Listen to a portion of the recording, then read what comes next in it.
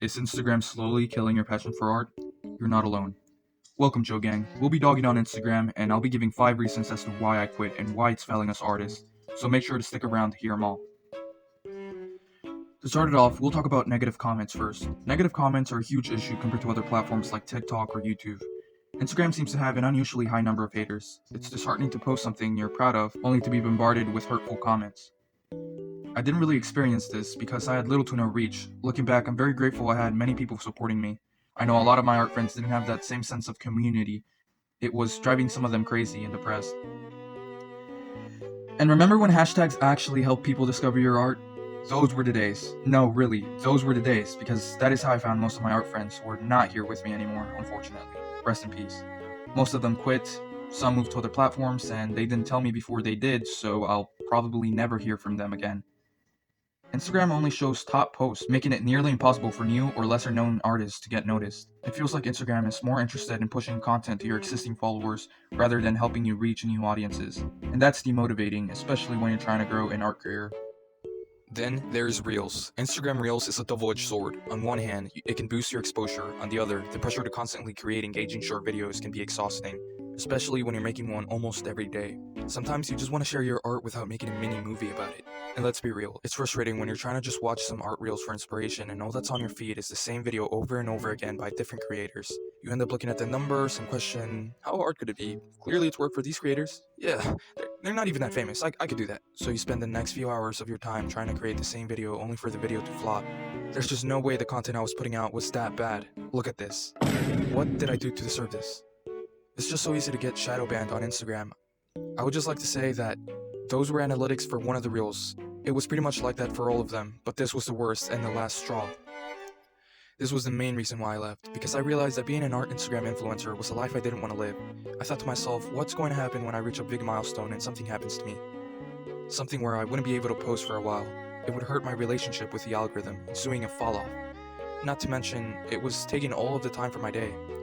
I was thinking long term, is all this worth it? Taking into account that Instagram doesn't pay, maybe it does, but definitely not enough to quit your job over unless you're some sort of celebrity who's getting sponsored or something.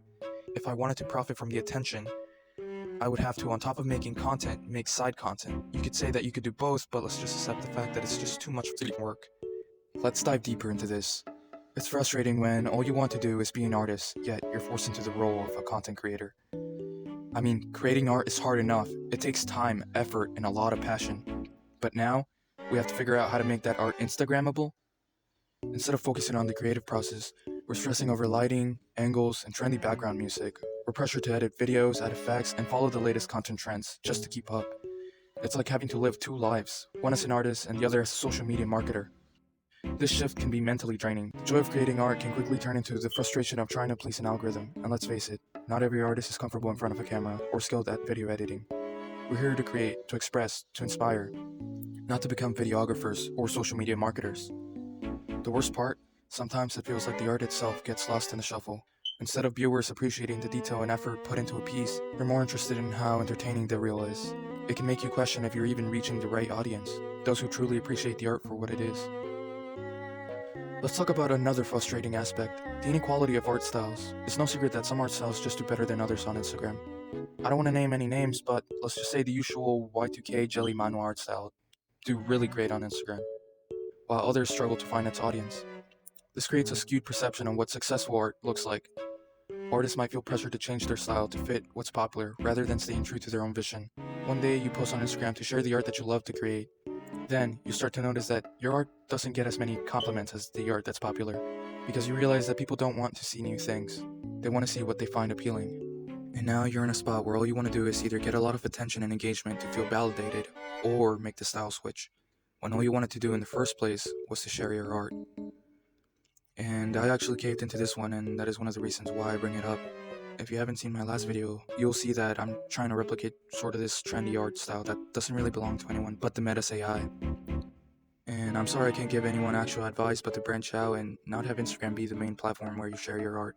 So there you have it, reasons why Instagram is tough as artists. If you have any tips or experiences to share, drop them in the comments below. I know this is something different from what I usually post, but if you enjoyed this video, don't forget to like, subscribe, and hit that notification bell. Thanks for watching and keep creating despite the odds. Bye.